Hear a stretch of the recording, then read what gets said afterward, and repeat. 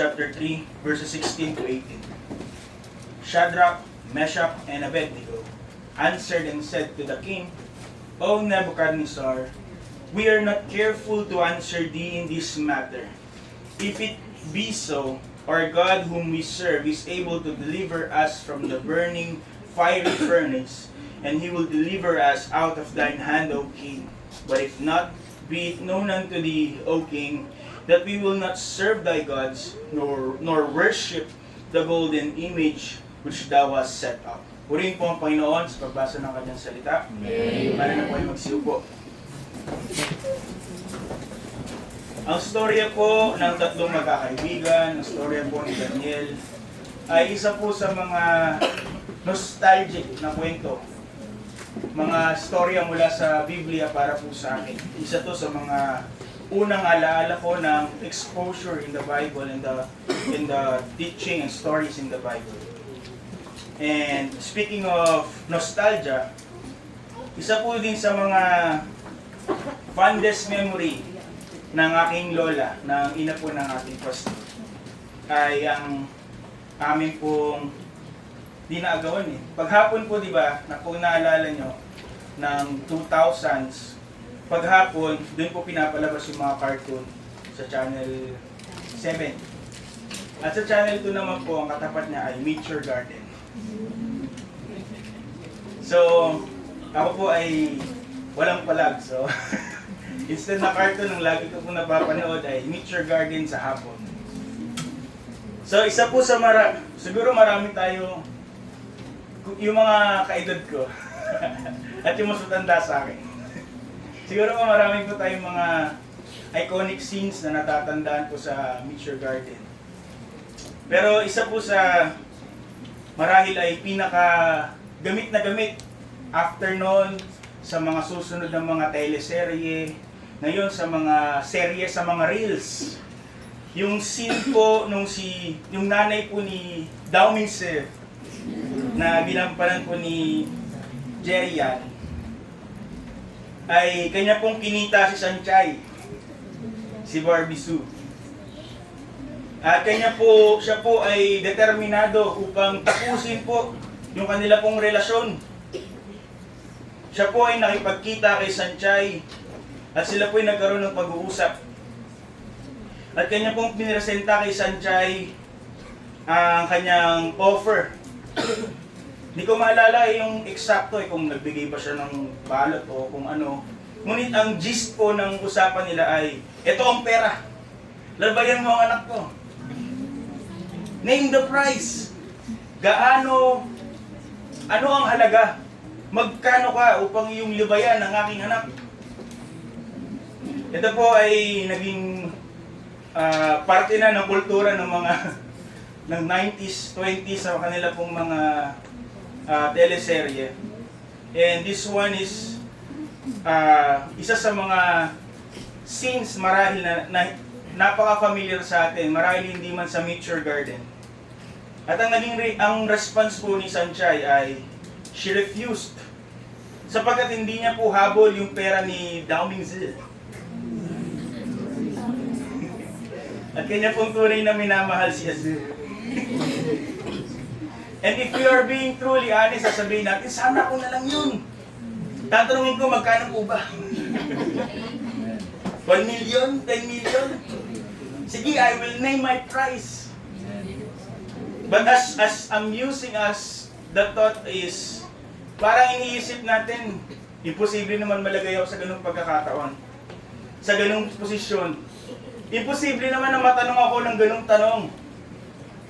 Ano, magkano ka? What is your price? Sabihin mo sa akin kung magkano. For us to walk away from something na sinasabi natin na mahal natin.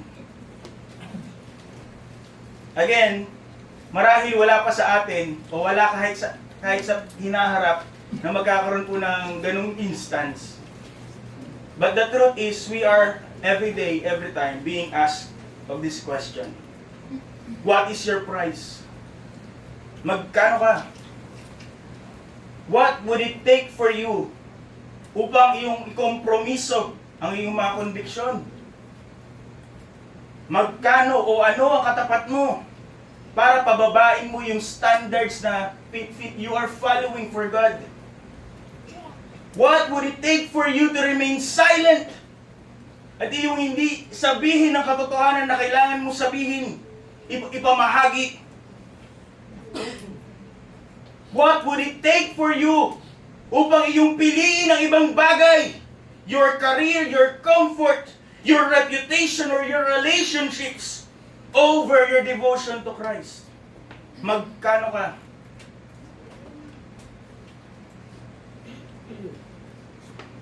And how many in the history of this church, nung sila po'y kinanong na yon, it didn't took them too much.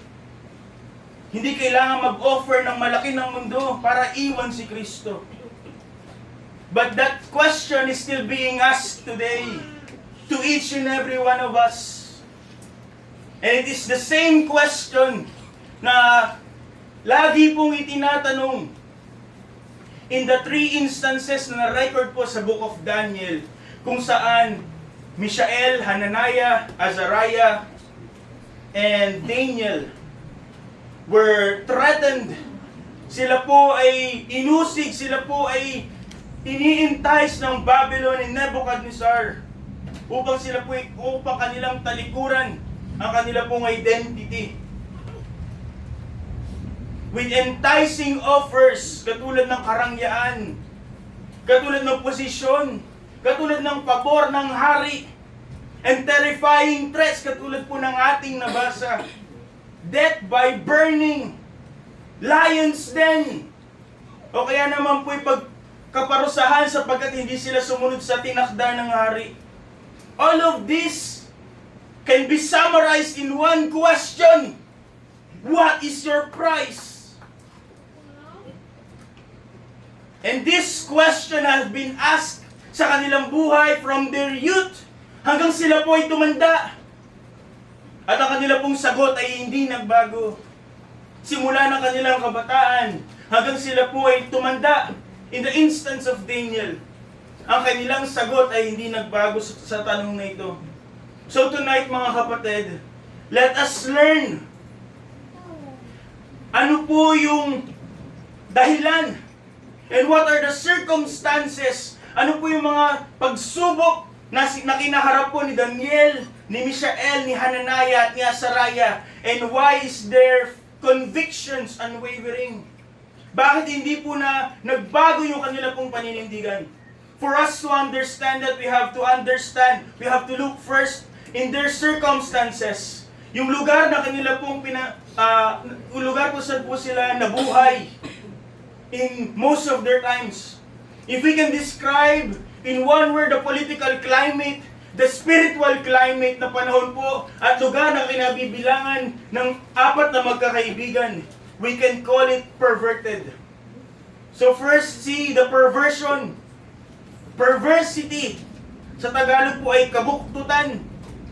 Ang ibig sabihin po nito ay sadya, deliberate, na pagbabaluktot na mga tinalaga ng Diyos, na mga order, utos, mga bagay na sinabi ng Diyos ay tama. This is a deliberate effort to distort them.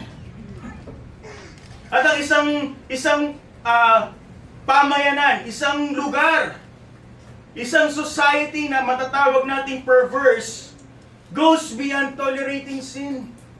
Hindi lang nila sinasabi na, okay lang yan, gawin mo yan. But more so, they are celebrating it. It goes beyond rejecting the truth. Hindi lang nila sinasabi na mali ang Biblia, but they are aggressively replacing the truths of God with error. At yun po ang Babylonia. It was built on one big lie. Sila po ay may maraming mga Diyos, but their principle is founded upon man. Focused upon man. Kung inyo po mapapansin, si Nebuchadnezzar, sabi ng 3 magkakaibigan, they said they will not bow down to their gods and the image. Marami po mga scholars na nagsasabi that the image that erected by Nebuchadnezzar was an image of himself. And he was, ano po ang nangyari sa chapter 3? Kanya pong inutusan ang lahat ng kanyang nasasakupan. Na kahit na siya po'y sambahin, pagka narinig po ang mga string and wind instruments. The Babylonian motto is that man could achieve true greatness even without God. Kanila pong itinataas, tinatanyag ang tao. And they are rejecting kahit po yung mga kanilang mga Diyos. They are elevating man more than even the gods that they claim to be gods. They claim to worship. It was a civilization. Babylon was a civilization designed from the ground up to twist that was holy and celebrate that what was corrupt. At yun po ang lugar, panahon, yun po ang kaharian kung saan po inilagay si Daniel at ang kanya pong mga kaibigan. They were given a new home, first and foremost, mga kapatid. Notice with me that they were given a new home. Sabi po sa chapter 1, sila po ay dinalang bihag mula sa Juda. They were not born in Babylon. They were taken away from their land, from their family. Sa Babylonia po, si Daniel at ang magkakaibigan, sila po ay hindi mga turista. Sila po ay hindi nasa bakasyon. They are not exchange students to learn the civilization, the culture of the Chaldeans. Ano po ang magkakaibigan? They are prisoners. Mga dinalang bihag. And they are surviving saan po? In the enemy territory. They were torn from their families. Wala ang kanilang mga ama, upang sila po ay patuloy na turuan, o kanilang mga kinalakihang mga saserdote. They are removed from their homeland, and they are severed from every holy influences na kanila pong kinalakihan. Walang ama again to guide them. Walang ina upang sila po ay paalalahanan. Walang mga saserdote upang sila po ay turuan. Walang mga propeta upang sila po ay itama pag sila po ay mali. At kung sila po ay magkompromiso, at yun nga po ang ginawa ng marami sa mga kasamahan nila na dinilang bihag. Marami po magsasabi, naiintindihan ko kayo. Should they compromise, many would have understood. Should they have chosen to blend into Babylonian culture? Wala pong magtuturo ng kamay at sasabihin, mali yan. Next, they were not just given a new home, they were also given a new purpose. Ang system ni King Nebuchadnezzar at ng mga Babylonia ay hindi po nila nais durugin ang kanilang mga kaaway. Ang kanila pong ginagawa is to use the resources that their enemies have for them. Kaya ano po naging utos in Daniel 1? Kumuha ng mga pinakamagagaling na mga batang lalaki. At ano po ang gagawin? Babaguhin, tuturuan upang magamit para sa kanyang kaharian. They had been trained, they had been shaped, and they had been honed sa Juda. Atin pong maaaring sabihin, maaaring i-claim na sila po ay tinuruan upang ano po yung maging akto nila bilang bayan ng Diyos.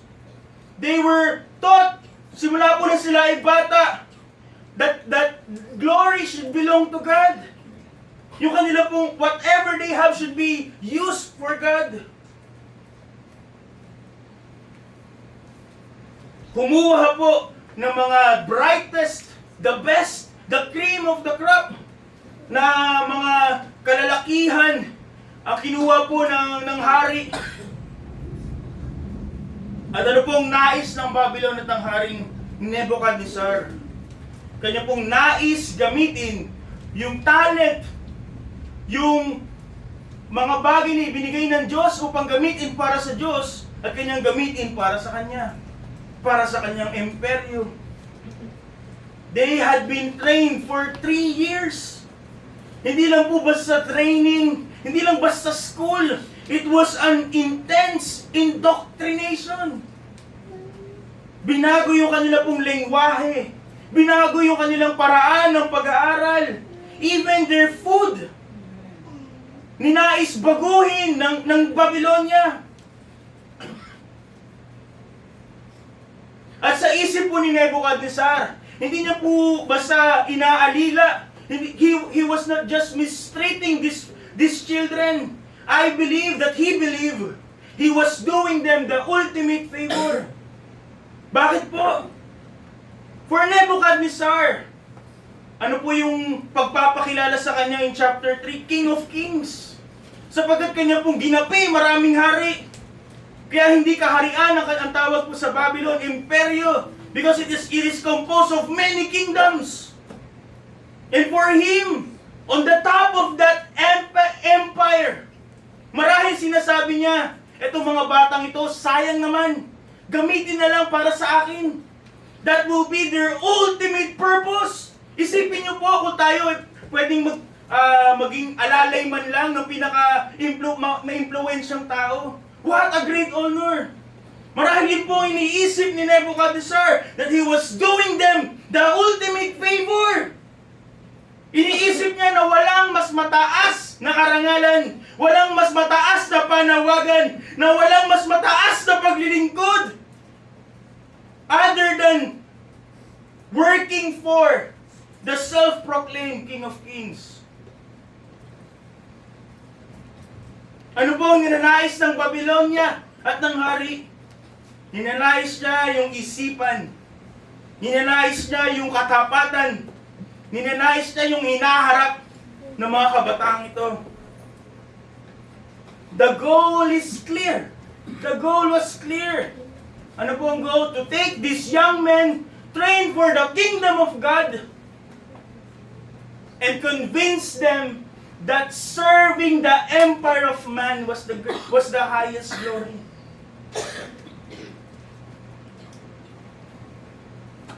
And isn't that familiar? Hindi po ba yun din ang espiritu ng panahon ngayon? Yun po ang prinsipyo ng mundo. The world continually insists na yung mga success in this life, though in reality is temporal, is life's greatest calling. Ang mga kabataan have been taught na ang academic achievements is everything. Kaya ano pong ginagawa ng mga bata ngayon? Pinagpapalit ang mga serbisyo ng ministries. Haven't we seen that? Para saan po? Para sa mga group activities, school activities, school programs. At ano po sinasakripisyo? Pananambahan. Paglagoy spiritual. Kapalit po ng isang pirasong papel. And in that piece of paper, sinasabi ng mundo, diyan nakasalalay ang lahat mo. That will define your future. That will define who you will be. Education is a blessing. Ngunit po sa ganyang prinsipyo, itinuturo ng ating kultura na ang edukasyon ay isang Diyos-Diyosan.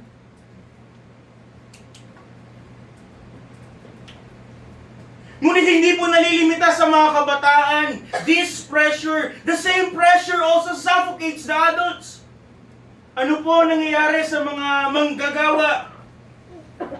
They consume their lives. Para saan po? Upang magkaroon ng magandang career. Maging maganda yung resume, yung CV, para maging maganda yung kanila pong LinkedIn profile. And again, the same thing. Ano po ang kapalit? Ang Diyos at ang mga bagay na tungkol sa Diyos. uubusin ng lakas, uubusin yung oras para palakasin, pagandahin ang kanilang portfolio. But the truth is they are giving zero thought about eternity.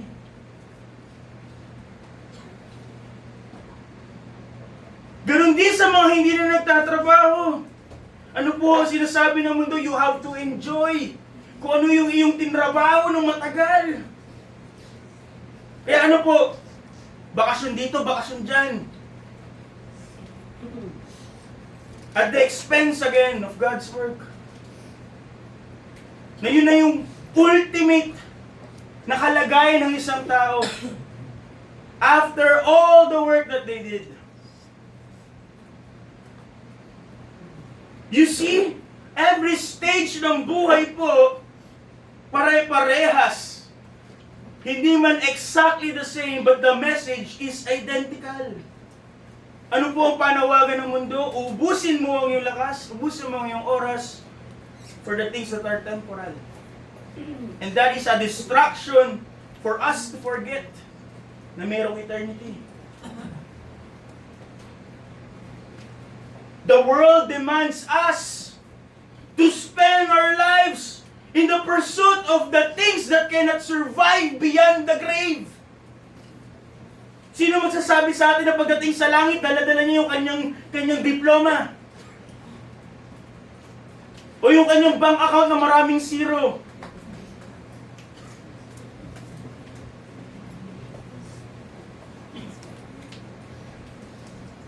Ngunit yun po ang pandaraya ng mundo. Uubusin ang lakas para saan? Bagay na temporal na hindi natin madadala sa kabilang buhay.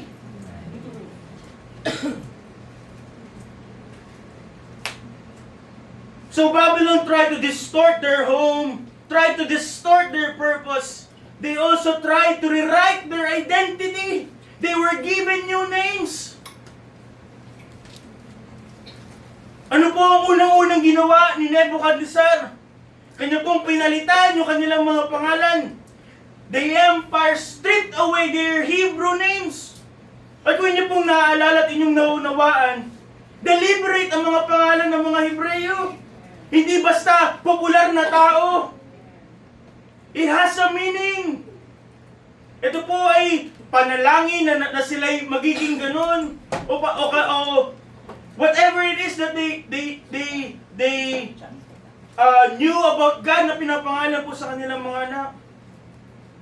Marahil sa atin parang mas maangas pa nga yung Meshach, Shadrach, Abednego Belteshazzar kesa sa kanilang pangalan But their names have meaning na naka-tie up sa kanilang identity, naka-tie up sa kanilang Diyos. Ano po ang ibig sabihin ng Daniel? Ang Diyos ay ang aking hukom, God is my judge. Hananiah na pinalitan po na Shadrach. Ang kanya pong pangalan is The Lord is gracious. Si Mishael na pinalitan po ng Meshach, who is like God. At si Azariah na pinalitan po ng Abednego, The Lord is my help. At ano po ang pinalit sa kanila? Not just any names. Ito po yung mga pangalan na may kinalaman po sa kanilang mga Diyos-Diyosan.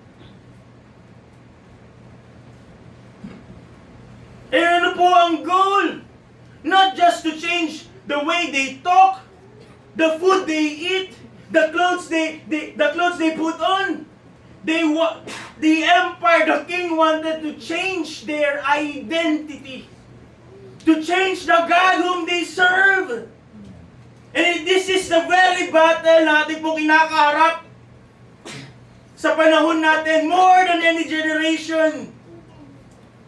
We live in a culture kung saan po aggressive to determine, aggressively determined upang baguhin ano po yung mga itinalaga ng Diyos na tama. Ano po ang panahon natin? It is a time where gender is determined kung ano po yung nararamdaman ng isang tao. Not by the design, ano po yung disenyo by birth o yung kanila pong chromosomes. Ano po ang gender? Kung feeling niya siya ay lalaki o hindi o kaya naman po ay transformer. Sa panahon po natin sa mundong ito, ang buhay po ay hindi nagsisimula sa sinapupunan. Kung makikita niyo po sa mga reels, ano po ang tingin nila sa bata sa sinapupunan? Ito po ay clump of cells. Hindi yung tao, wala yung karapatan. Ngunit ano po sinabi ng salmista, I am fearfully and wonderfully made. Ano po sinabi ng Diyos kay Jeremiah? Pinili kita mula nung nasa womb ka pa. Ano po ang katotohanan ngayon? Ang katotohanan ngayon is personal. Live your own truth. Ngunit ang katotohanan po should be absolute. Ano po ang morality? Basta wala kang natatapakang iba. Basta masaya kayo.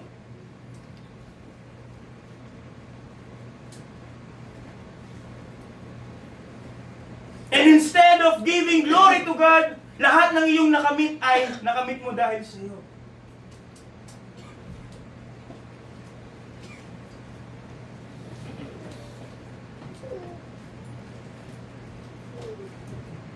Our culture does not just redefine identity.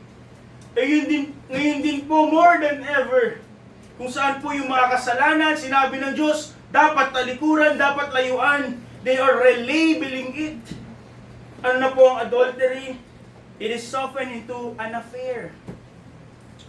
Pagiging lasinggero, ano na po ang tawag doon? Nagkakasayahan lang. Ano po yung kapalaluan? Yun po ay self-esteem. Kailangan mo yun. At ano po yung mga ekspresyon na laban sa Diyos? Yun po ay self-expression, hindi po yung rebellion. More than ever, the names have changed. Ngunit again, the truth is absolute. Ang kasalanan ay kasalanan. It is the same. But we live in a society na hindi lang po pinalitan, but they are celebrating it. At yun po ang puso ng kabuktutan. It is not merely doing what is wrong, hindi lang po sa paggawa ng mali, kundi pagtawag po na tama ang mali. It is not just merely rejecting God's truth.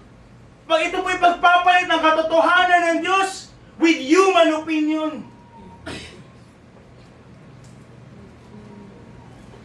That's why hindi tayo pwede makipag-conform sa mundo and to be conformed with Christ. Sapagkat these two worldviews are absolutely opposite.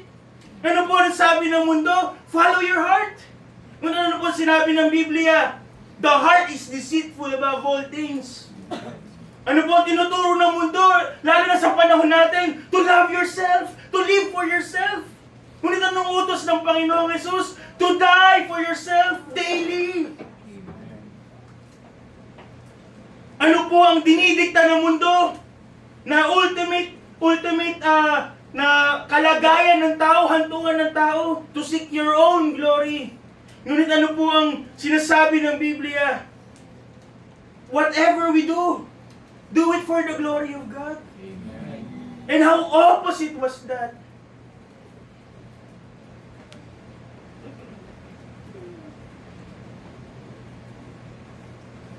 And this is the spirit of Babylon.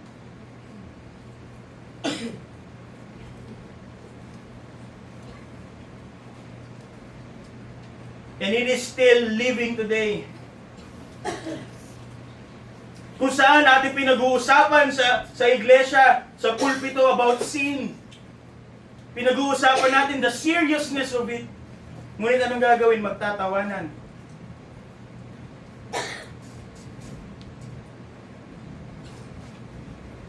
Tina-target of the spirit of Babylon targets our home. Targets our purposes. Targets our identity. Katulad po ng ginawa ng Babylon sa magkakaibigan.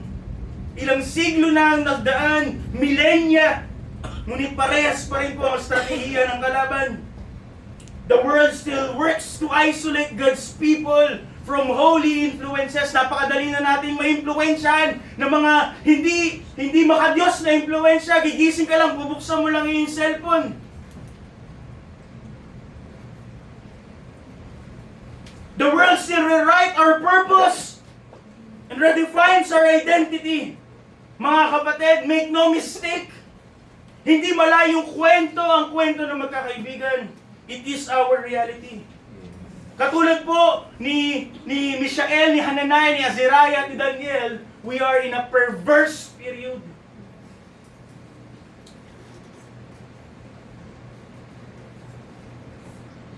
Hindi lang po ang apat na magkakaibigan ng mga kabataan na kinuha po mula sa Juda papunta sa Babylonia. But what made them different? The difference is, they never forget who they are. Hindi nila kinalimutan kung sino sila. So notice with me mga kapatid, the pureness. Sila po ay pinuwersa upang manamit, kagaya ng mga taga-Babylonia, ng mga Kaldeyo. Magsalita ng Kaldeyo. Mamuhay na katulad ng mga pamumuhay ng Babylonia. They are in the middle of a pagan empire. Yet they never forgot their true identity. Hindi nila nalimutan kung sino sila. Yung kanilang success didn't make them forget who they are. Marahil at some point of time sila po ay nakaranas na rin ng prosperity sapagkat nagkaroon sila ng katayuan, mga matataas na nakatungkulan. But they did not forget who they are. And what are they? Sila po ay pinalaga para sa Diyos. Sila po ay bayan ng Diyos. And if we talk about pureness, if we talk about being set apart, if we talk about holiness, one word comes to mind: consecration. Ito po ay galing sa Hebrew root word na kadosh, kung niyo pong naalala. At literally, ang ibig sabihin po nun ay putulin. Kumbaga sa isang puno, pag pinutol yung isang sanga, yun po ay kadosh. Pinutol yung sanga. At ano po ang ibig sabihin? Okay, and also ito po ay commonly translated as the word in English, holy, banal. Kadosh.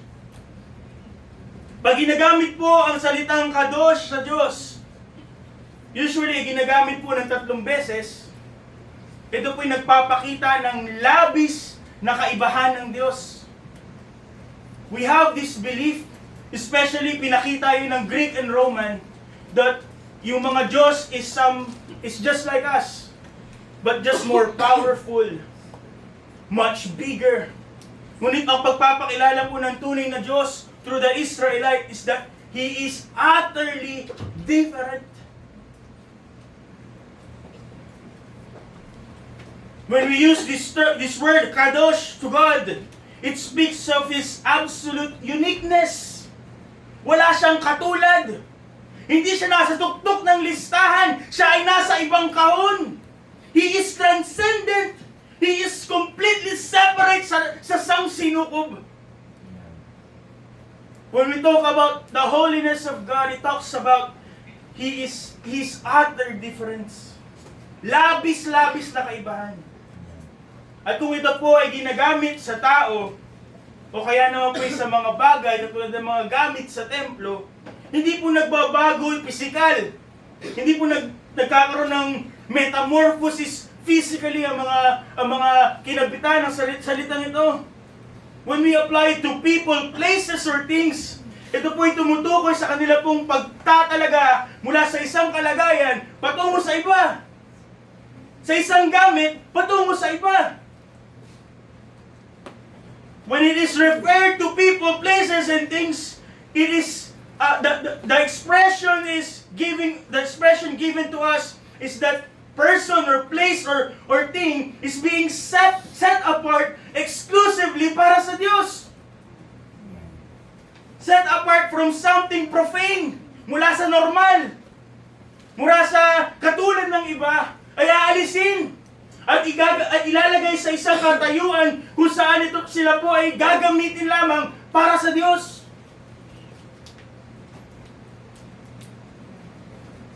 Ito po ay paulit-ulit na emphasis in Deuteronomy regarding the relationship between holiness and God's people. Sabi po sa Deuteronomy 7 verse 6. Tapos sa harap. Basa niyo po. Reading begins. For thou art an holy people unto the Lord thy God. The Lord thy God has chosen thee to be a special people unto himself, above all people that are on the face of the earth. Gayun din po, isa pang example in Deuteronomy chapter 14, verse 2. Sa harap po. Reading begins. For thou art an holy people unto the Lord thy God, and the Lord hath chosen thee to be a peculiar people unto himself, above all the nations that are upon the earth. Hindi po sila sabi ng Diyos na bukod tangi ang Israel. Sila ay mas malakas, mas magaling, mas mahusay kaysa sa mga bayan na nakapalibot sa Kanya. Kung ating pong kilala ang Israel na kanila pong kasaysayan, we will say otherwise. Ngunit ang kanila pong pagiging banal, yung kanila pong kadosh is not rooted in who they are. It is not rooted in who they were. It is rooted in whose they are. Hindi po yung kanila pong pagiging banal ay hindi nakabatay sa kung sino sila, bagkus kung sino ang nagmamay-ari sa kanila. At kanino po sila? They were God's. Sila po ay, when we talk about holy people, they are people treasured by God, na Kanyang pinili, Kanyang tinubos, at Kanya na pong tinalaga para sa Kanyang gawain. And because they belong to God, they were designed to be distinct. Dahil ang kanilang Diyos ay iba, dapat ang kanilang paraan ng pagsamba ay iba. Yung kanilang pamumuhay ay iba. Yung kanilang pong values ay iba. Yung kanilang mga prioridad ay iba. And the intention is to show the God that they are serving to the pagan world around them. And this is the heart, the very heart of holiness.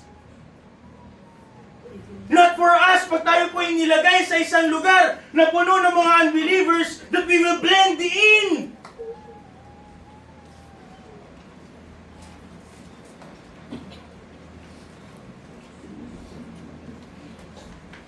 Hindi po tayo tinawag upang mamundok. But we are to be separated still. And to be holy is to be separated from sin. And to be separated for God. Mula sa isang kalagayan, patungo sa iba.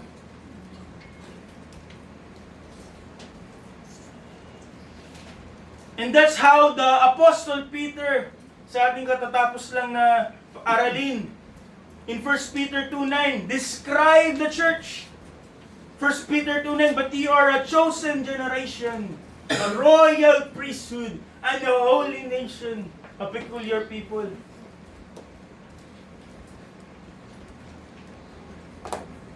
Like Daniel and his friends, ang iglesia po has not been called upang maging katulad ng mundo. But we are called out of it. Tayo po ay tinubos ng dugo ng Panginoong Hesus. At ngayon po ay tayo Kanyang pagmamay-ari. At tayo po ay nakatalaga sa kung ano pong nais niyang pagawa para sa atin. Kung paano niya nais gamitin ang ating buhay para sa Kanya. When we talk about holiness, hindi po ito Sunday services. Hindi po ito prayer meeting. Hindi po ito boasting.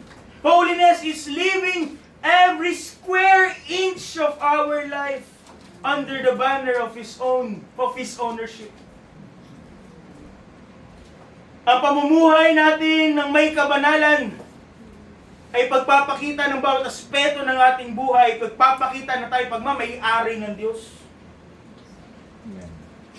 And that's what is being attacked by Babylon sa apat na magkakaibigan nito. And to us, consistently in this age. Ang issue po ay hindi lang sa magpapalit sila ng kakainin. O kaya naman ay hindi po ang issue yung golden statue. O kaya naman yung in later on in Daniel chapter 8 na hindi na po papayagan yung pananalangin. No, it's not chapter 8. It's later on. Ang issue po about these trials, lahat ng atake ng Babylon to this Hebrew men, ang issue po ay kabanalan. Ang issue po yung kanila pong consecration. Ang issue po yung kanilang tunay na identity.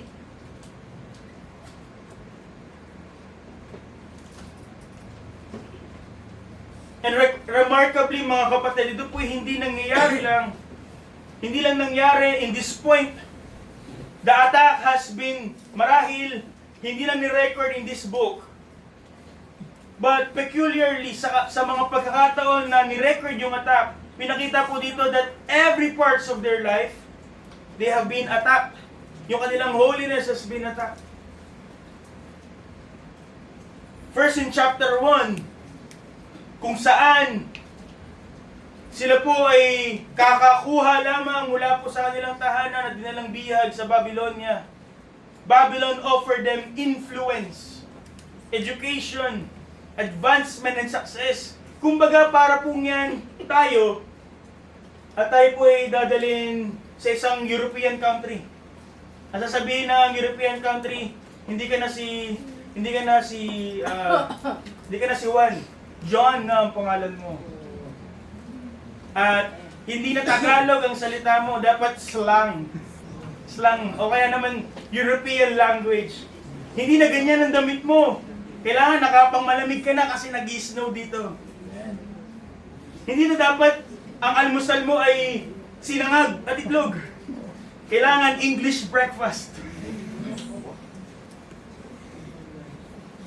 If we truly look into that, it would be a great privilege. Ano po ang opportunity na ibinibigay? It is a disguised opportunity. But the real matter is it is a temptation. At ano po sinasabi in Daniel 1? The empire whispered sa tenga ng mga kaibigan na ito, maging kagaya ka namin. Maging kagaya kayo namin. And yet, they recognize that it is more than the royal diet. Sapagat ito po ay magiging daan for them to be spiritually defiled. Sila po may specific diet because they are God's people. It's not just a meal. It is an attack in their identity. At ano po ang nangyari? Sila po ay nanindigan. Hindi dahil sila po ay nagyayabang na mas masarap, mas okay yung pagkain namin, magiging mas malakas kami. But rather, it is the show of their devotion for God. Years later, in chapter 3, sa ating pong binasa kanina, the second assault, kung inyo pong papansinin, sila po ay may mga katayuan, may mga posisyon na. Matataas na posisyon. It is safe to assume that they have matured. They are maybe adults at this moment. That they have already experienced yung kasaganahan. They already have influence at this time. At hindi po nang sino yung atake ng kalaban. Even at this moment, they were attacked. But this time, hindi na po opportunity ang atake. It came with pressure. They were called by the King of Kings, Nebuchadnezzar. Binigyan ng ilang pagkakataon upang sila ay mag-compromise. Maybe not in public, maybe in private. If we look into it, Nebuchadnezzar was being benevolent. He was being merciful sa mga magkakaibigan. But, di pa rin po sila yumukod. Even po ang ibig sabihin nun, sila po'y itatapon sa burning fiery furnace. They were given the ultimatum. Lumuhod kayo o masunog. Compromise or perish. And yet we know what happened. Nabasa natin. Hindi lang sila yung mga Israelita, hindi lang sila yung mga Hudyo. But these men, marahil nasa ibang lugar si Daniel, they were unbowed. They did not bow sa gintong larawan, gintong statwa ni Nebuchadnezzar. They did not bow to Babylon. They stood their ground. And decades have passed sa Daniel 6. Nagpalit na po ng kaharian, nagpalit na ng hari. And Daniel at Daniel 6 was an old man. Marahil, marami pa po mga atake ang kalaban na ginawa kay Daniel. Marami na siyang victories that he has won. Marahil iisipin natin, siguro pwede na magpahinga si Daniel. Tanda na niya eh. Dami niya na, wala na siyang patutunayan. Wala na siyang kailangan patunayan para sa Diyos o sa ibang tao. Maybe we will think, sapat na yon. And yet in the final temptation, he was persecuted. Not because he was doing something wrong, but because he was faithful sa kanyang Diyos. Ano na pong ginawa? Para lang maharapan siya ng pula, yung kanyang faithfulness sa Diyos sa kanyang inatake. Prayer was criminalized. At ano po nangyari? We all know. Siya po, nung kanyang narinig yung decree ng hari, siya po ay hindi nagtago. Hindi niya sinabi, 1 buwan lang. Baka naman pwedeng magtago na lang ako. Hindi niya sinara yung kanyang bintana at nanalangin na lang siya sa loob. Ano po nangyari kay Daniel? Business as usual. Pagkarinig niya ng decree, bumalik siya sa kanyang tahanan, bukas ang kanya pong bintana at siya po yung nanalangin. At ano po ang kapalit? Si matandang Daniel, kaibigan ng hari, he was thrown in the lion's den. And in all this confrontation, in all this attack, the same foundational question confronted God's servants. Sa bawat mga pagkakataon po na sila po ay sinubok, tinukso, the question being asked to them is this: kanino ka? Sino ang nagmamayari sa iyo? Who do you belong to? Do you belong to Nebuchadnezzar? Do you belong to the empire? Do you belong to yourself? Who do you belong to?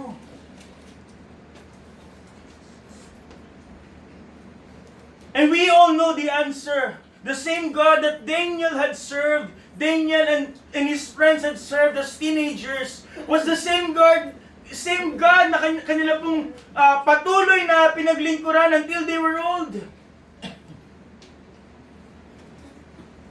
Time had passed, but it had not weakened their devotion. Sila po ay nagkaroon ng mga successes, but it did not dilute their convictions. Sila po ay tumanda, but age had not diminished yung kanila pong pamumuhay ng may kabanalan. What will we see? What are we supposed to see here na ang atake po ng kalaban na hindi natatapos as long as we live? Hindi niya sinisino ang bata, ang matanda. Hindi niya sinisino yung makapangyarihan. Hindi niya sinisino yung ma-impluwensya. The methods have shifted, but the objective remained the same. Lahat ay atake sa kanilang pagkatao, sa kanila pong identity. Nung sila po ay bata, they were tempted again through opportunity. Wala ko kayo napapatunayan eh. Maging katulad kayo namin. When they were adults, they were tempted to pressure. Para naman ma-enjoy nyo yung inyo ng pinagpaguran at inyong kalagayan. And in their old age, specifically kay Daniel, the temptation came through persecution. Every single attack sa kanila pong buhay asks the same question, who do you belong to? Sino ang nagmamay-ari sa'yo? And every single time, ang kanila pong sagot ay parehas. We belong to God. Amen. Kami ay sa Diyos. And again, this story is not just a story from far away land. From a long ago time. This should be our story. Amen. This should be a blueprint na dapat natin sinusunod. But the sad reality is maraming nagpapakilalang Kristiyano who view the holiness as a temporary state. Kaya nagpapakabanal. Pag may camp, pag galing sa camp, pag may mga conferences, pagka may anniversaries, o kaya naman yung pagiging banal at pagiging consecrated for God's work ay kanila lang pong iniiwan sa mga bagong Kristiyano. But holiness is not a seasonal trend. Ang pagpapakabanal po ay buhay Kristiyano. Hindi lang parte ng buhay Kristiyano. There is no age at which we graduate from consecration. There is no baseline of success. Hindi mo sasabihin, madami ka na napagtagumpayan na tukso na hindi ka na maninindigan. That vigilance will become optional. There is no season, mga kapatid, kung saan ang kompromiso ay natanggap-tanggap. If we are true believers, kung tayo po ay, if we belong to God, then the pursuit of holiness should be lifelong. Because the war against holiness is lifelong.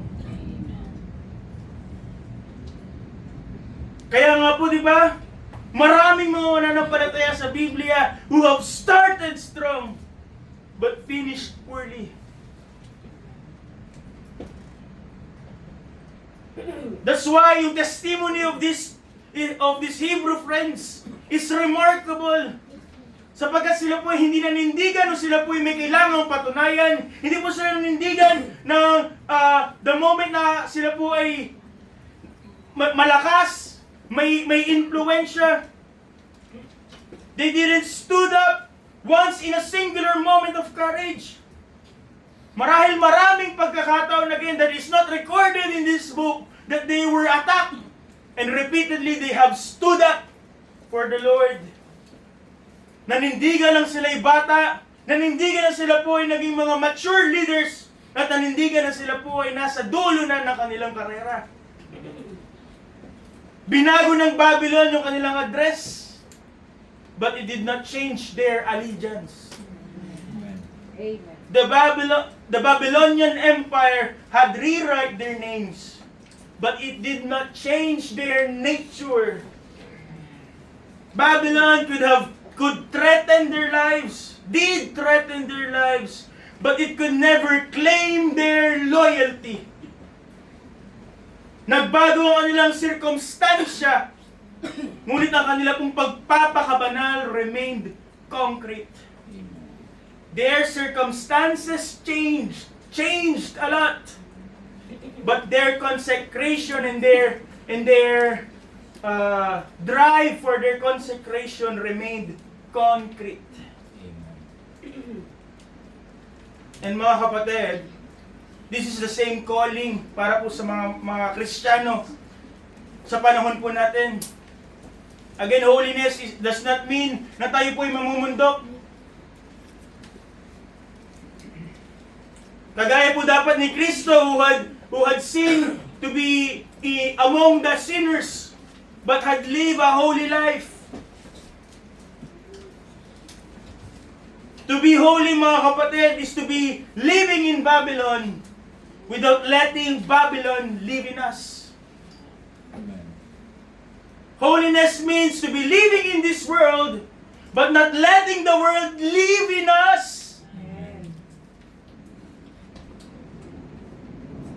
And like these friends, tayo rin po is that in an epicenter of perversity. And if they can, we should and we could be pure too. Lastly, mga kapatid, of such a harsh environment, how do we maintain the standard of structural purity? Where left and right, the world demands complete assimilation. Paano tayo maninindigan kung bawat direksyon na ating titignan at pupuntahan, tayo po'y makakaharap ng tukso upang tumalikod? Then there must be a purpose. Lastly, the purpose. Ang kasagutan po kung paano po sila nanindigan is not, it cannot be seen in the battles na kinaharap po nila, recorded here, but the battles before the battle. In Daniel 1:8, paano po nanindigan yung mga magkakaibigan? It's in Daniel 1:8. But Daniel and his friends purpose in their hearts that they would not be defiled by the portion of king's meat.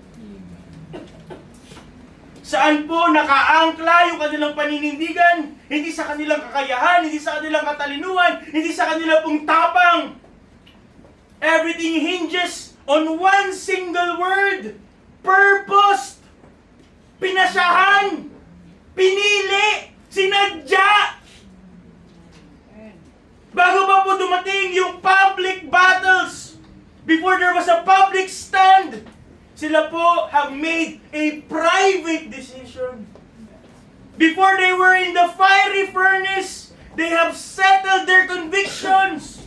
Bago pa po sila takutin ng yungib ng leon, they have already surrendered their hearts. And long before Babylon tested Daniel and his friends, Daniel had resolved the matter internally. Hindi siya nagulat na, maninindigan ba ako? He had already purposed in his heart.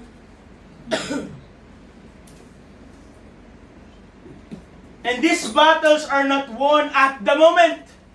Hindi pagdating ng gera, doon lang tayo makikipagbaka. These battles are won in the heart. Even before the great battles. Yung kanila pong tapang ay hindi po last minute courage. Hindi po yung adrenaline rush. Ito po ay bunga ng kanilang puso na nakaangkla sa Diyos.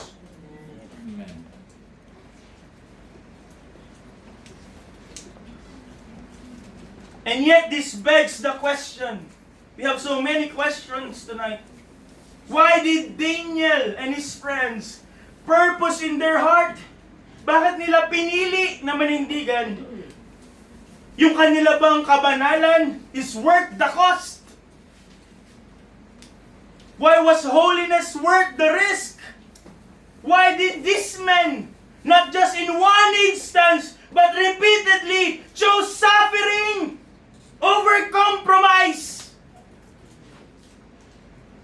Kung ang kanila pong ninanais, kung ang kanila pong purpose ay prominence, katanyagan, edi sana po, yumukod na sila kay Nebuchadnezzar.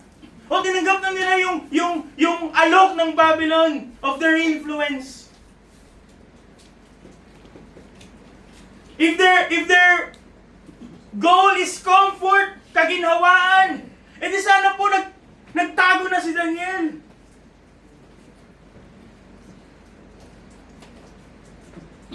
But their every response in all this crisis answers a question again. What is God worth to you? Ano ang halaga ng Diyos sa'yo? Sa habag ng hari, sa harap ng gintong imahe at ng nagbabagang hurno, sa harap ng deklarasyon ng hari na pagbabawal ng panalangin at sa pagbubukas ng yungib ng leon, ang kanila pong response have never changed. At ang kanila pong sagot in that question is, God is worth more. More than their promotion that Babylon can offer, more than popularity, more than prosperity, more than protection, more than breath itself. Sa ating piniling teksto, na sila po ay nasa harap na ng nagpupuyo sa galit na si Nebuchadnezzar. Si Hananiah, si Mishael, at si Azariah have declared in verse 17, our God, whom we serve, is able to deliver us from the burning fiery furnace. Amen. Ngunit maraming Kristiyano nagtatapos doon. They serve God when there's a promise of protection, prosperity. Tama naman po that we should have immense confidence. We should have unshakable faith. Ngunit hindi po nagtapos doon yung kanila pong talumpati, yung kanila pong declaration to the king. They continued with 3 words kung saan marahil hindi kayang sabihin o mahirap sabihin ng mga mananampalataya in this day. But if not, sabi sa 18, but if not, ano po yung if not? Kung hindi po kami ililigtas ng Panginoon, I know we know He can, but if not, ano po sabi? Yuyukod na kami sa iyo.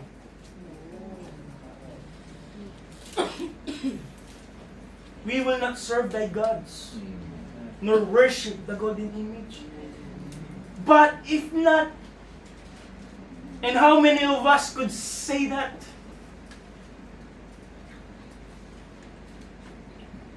Magpapatuloy ako maglilingkod sa Panginoon sapagkat tutugunan niya yung aking mga pangailangan. But if not, will you still have the same conviction? Dahil papagilingin niya yung aking sakit, bibigyan niya ako ng maayos na kalusugan. But if not, sila po, and they fully believed na ang kanilang Diyos na sinasamba ay kaya po silang iligtas.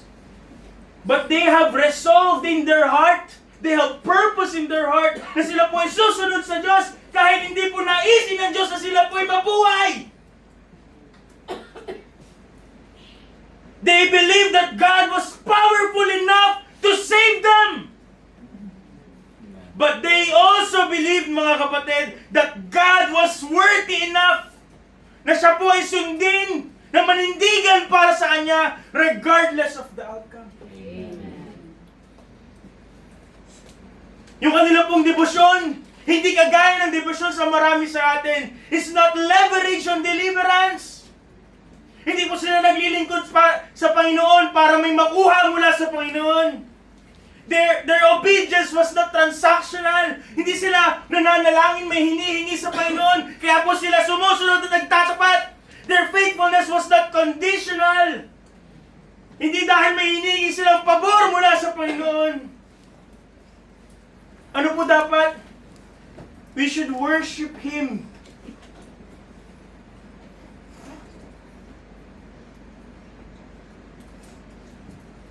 We should obey Him. We should believe na ang Diyos po ay worthy even without those things that we can get from Him. Simply because He is God. Amen.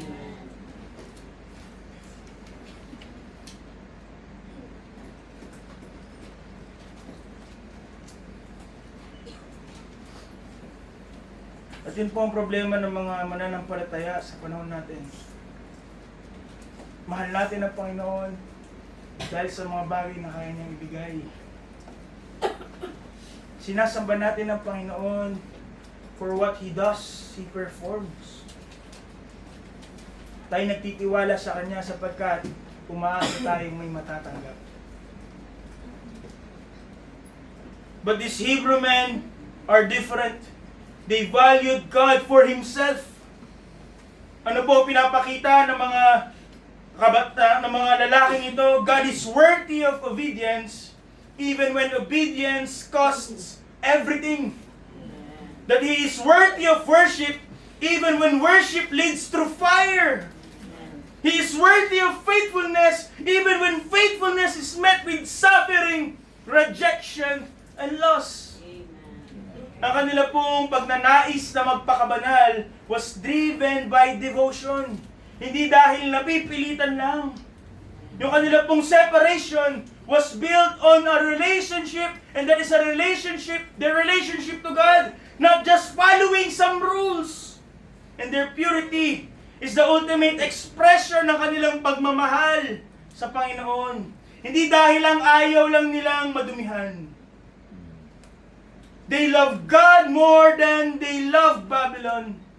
They love God more than comfort. And they love God more than life itself.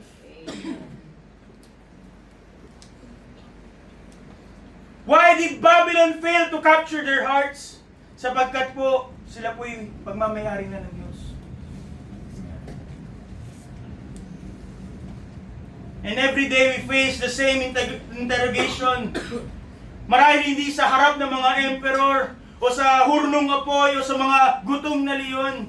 But the same question will be asked, and is being asked today. What is God worth to you?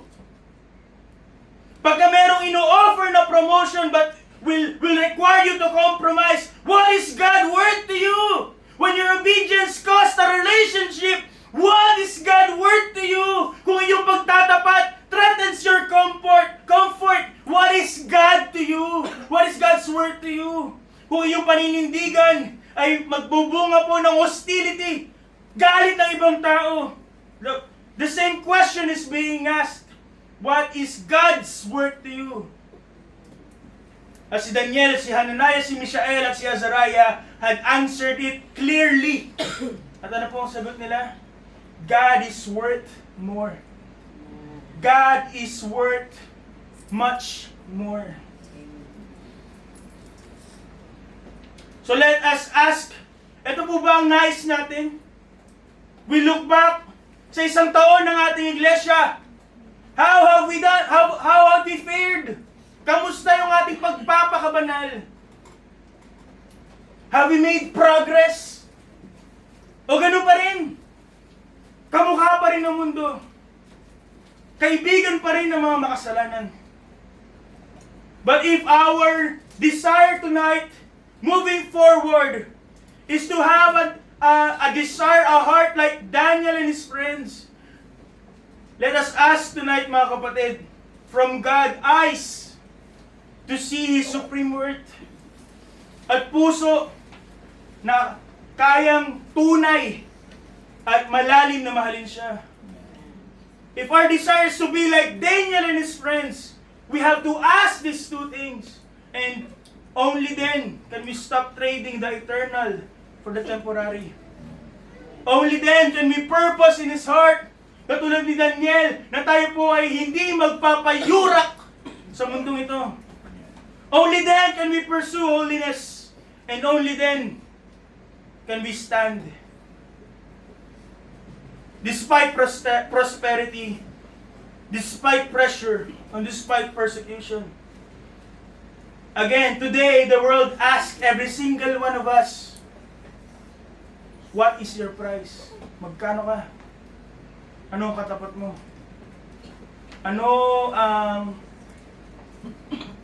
What will it take to buy your silence, your standard in your soul? At nawa po, mga kapatid, naisin natin that our answer be like the answer of those friends. At nawang sagot po natin na hindi pa mag-iisip ng matagal.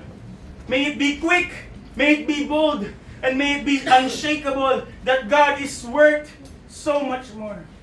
Which is the title of our message for tonight.